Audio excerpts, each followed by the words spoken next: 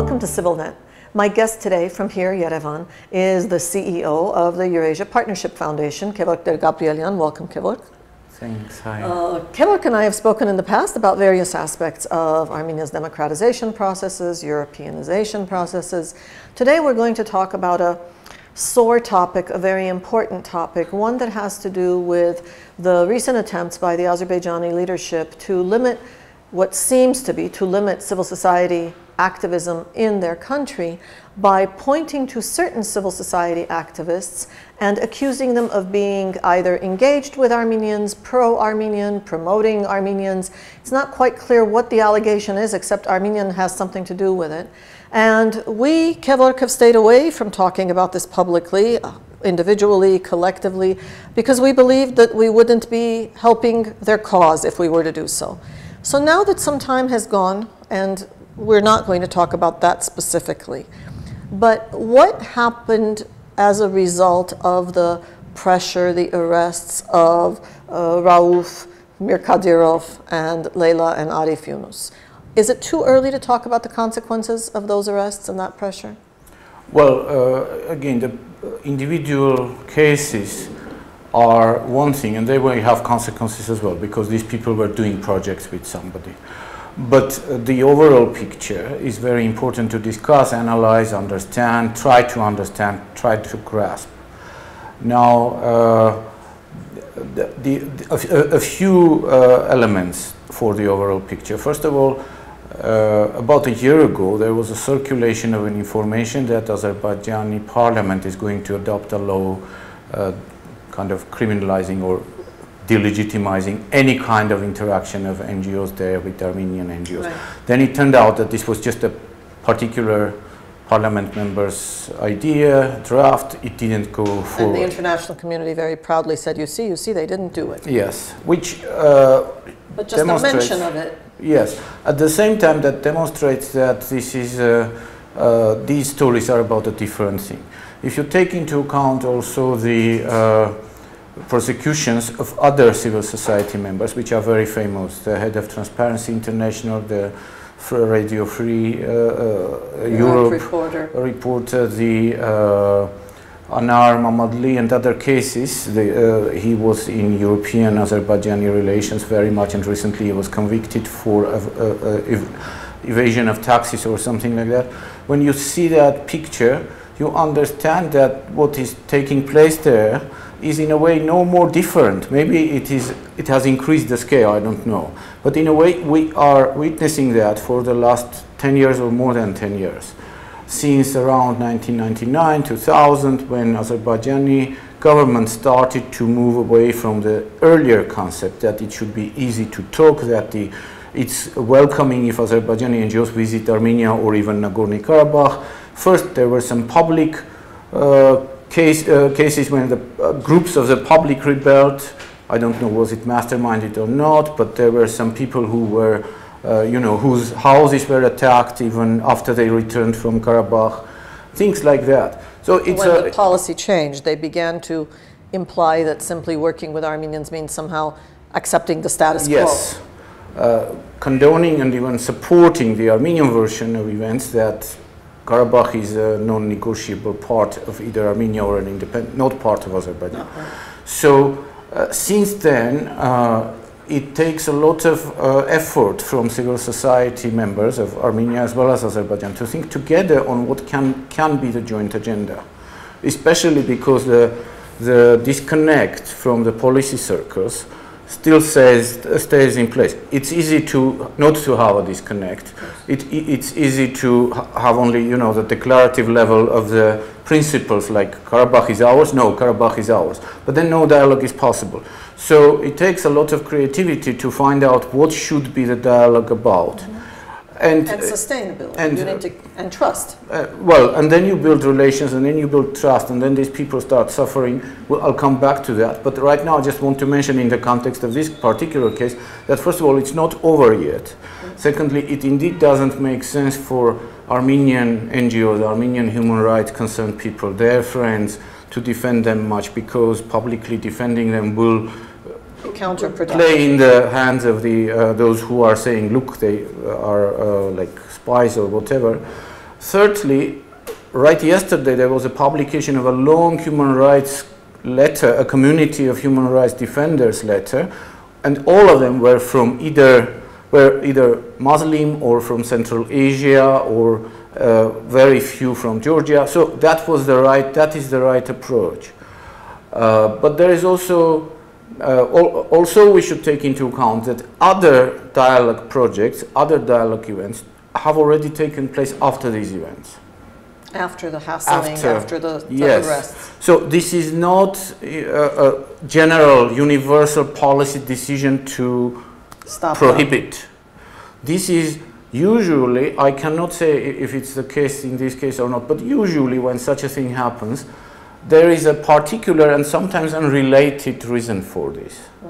Okay, that can be that they have stepped on the toes of somebody very important or whatever, and this is being used as a pretext. It's an easy accusation. But nevertheless, whatever their reason, one of the natural reactions for people, even here, our colleagues who are engaged in some of this exchange dialogue projects, have said, I'm not going to go for two reasons. One, I don't want to put them in any greater danger than they are, the next set of guys. And two, because our government also works with tit for tat, that perhaps our government too will start saying, look, if it's a crime for them to talk to you, then it's a crime for you to talk to them. So the consequences are not negligible. Well, if we're looking at if we're looking at it from the perspective of what is it a policy and what is the policy about, because it's an unspoken policy, then we see that this policy is present in at least two societies of the former Soviet Union, maybe more, but the two societies which concern us the most. And one is Russia and the other is Azerbaijan. Explain Russia. Well, the persecution of NGOs for the things they usually do. That they're supposed to do. That they are supposed to do, for their raison d'être. We know the Russian entire story with the Russian policies against NGOs, against civil society, which is as if funded from abroad, but it doesn't really mean much because others which are not being funded abroad are also happening to be in very difficult circumstances. And in Russia, it became a systemic policy. In Azerbaijan, I would say as well, it is becoming a systemic policy. Therefore, there is a threat that in other places, in Armenia in particular, which is under the Russian influence and very much dependent on the regional developments also in Azerbaijan, it may become something threatening. And what is threatening really about that? People are accommodating. They are, they are adaptive. But for 20 years, we were learning one story, that we are an independent state, we should have a civil society, and that civil society is the independent entity from the government, and they are filling the gaps, working in the areas where the government linking people to government. Yes, and that they are also somehow the guarantee for democracy to work. They are making the choices of the government more conscious, self-conscious. And in some ways even trying to impose things that government on its own perhaps would not want to do. Right, exactly. So now Mr. Putin and in a way also Azerbaijan, they are significantly changing these rules of the game. These assumptions that have been in a way indoctrinated with the new generations over the 20 years, it was a part of the new independent nation-state building. So they are saying no NGOs, no foreign funding, no civil society, no democracy therefore. So what's the alternative? Do we want to live in such an alternative? Can we have a picture of that alternative? What is it? China, Singapore? Where should we look for it? We in civil society. We as well as them. I don't know if they have a picture or not. Or is it just the arbitrary decision maker, the autocrat, who is just pushing the button and something happens? They don't push the button, nothing happens. And that's how I want it. Which is a truncated way, and the society cannot exist in such a way when at some point there is a message and then there is no message. It's pretty much like the last Soviet years, and we know that such societies are prone to collapse. So these are the threats, unspoken or spoken, that the Armenian similar NGOs are now discussing and experiencing, and the rumors are floating around that because of this rapprochement with Russia, the story with the customs union, there may be some impositions from Russia on Armenian government to endorse some laws against Armenian NGOs and stuff like that. But Armenia is much more, it's much smaller and therefore much deeper engaged, engraved in the, integrated in the global European, international, Western structures. Surprisingly, but that's true. So if, for instance, there is a discussion on foreign agent laws, so to speak, first of all, Armenian ministries should become declared foreign agents. And also, most of them will become Russian agents. Most of the Armenian population will become a Russian agent. So, or does that not count as foreign anymore? I won't ask. Exactly, exactly. See, so this is what we are all thinking about. I hope it's not going to happen. If something like that starts materializing, there will be a huge resistance, I am sure. And I do hope that Armenia will manage through these very dire straits and somehow keep its position, because even in the Soviet times, Armenia was more internationalized thanks to the diaspora, thanks to the church and the Dashnak Tutum party, which could deliver some services to the Soviet government. So let's try to keep what we can. That's my message. If the Armenian government were to say that perhaps you're being too paranoid, that what happened in Azerbaijan, what is happening still in Azerbaijan, is not part of this theoretical developmental trend that you are describing, rather it's more manifestations of an anti-Armenian bent to continue to vilify the rest of us. Are they right?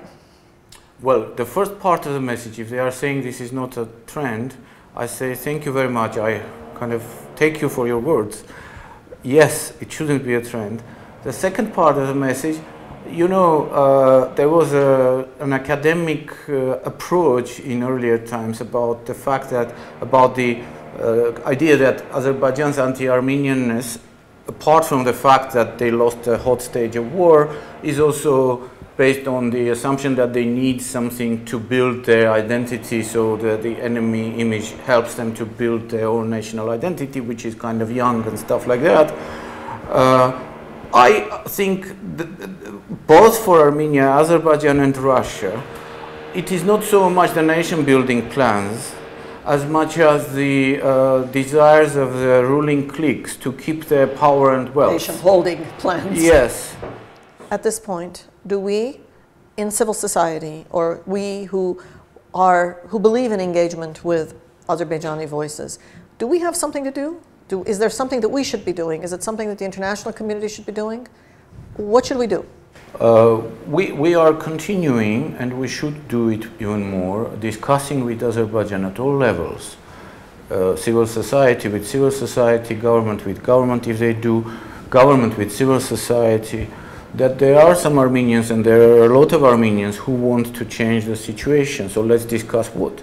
We should have the same message also inside our communities, that let's discuss what do we want to have eventually as a result of this. It cannot go on indefinitely, though it looks like that's what's it's aiming at. But it's very difficult also given the Astana events. We see that it is a Karabakh issue, is a big issue for this society. So there is a lot of work to do. And given my experience of watching this conflict for 20 years, I should say that not much has changed. The agendas, the priorities are more or less the same things. Let's discuss, look for new options, make linkages, try to win the trust. My message is always try to win the trust of your foe, make it less of a foe. That's what it's about. Negotiations have to take place. Unfortunately, in our society also there are these tendencies of anti-Azerbaijani propaganda, less than there, but also I think our media have become slightly more professional over the last years. I don't know. Now we will have to reevaluate a lot of things because of this Astana thing. So there are new opportunities emerging. So let's think more on what to do. And we should clarify, by the Astana thing, you mean the 2-week delay in whether and when? Because the declaration of Nursultan Nazarbayev, that Aliyev sent him a message saying that don't include Karabakh, so you have to have a clear separation between Karabakh and Armenia. which for me is a very reasonable thing from their perspective to have said. And the funny thing is how the public over here gets agitated about that. Well, it is the case for the last 20 years. There is nothing new in that situation. So there is a lot to think about that into. Thank you. Thank you for talking with us about the possible future that awaits civil society in Armenia in this new customs union oriented environment and with a continuingly aggressive Azerbaijan. Thank you, Gevorg Ter-Gabrielyan, and thank you for following us on CivilNet.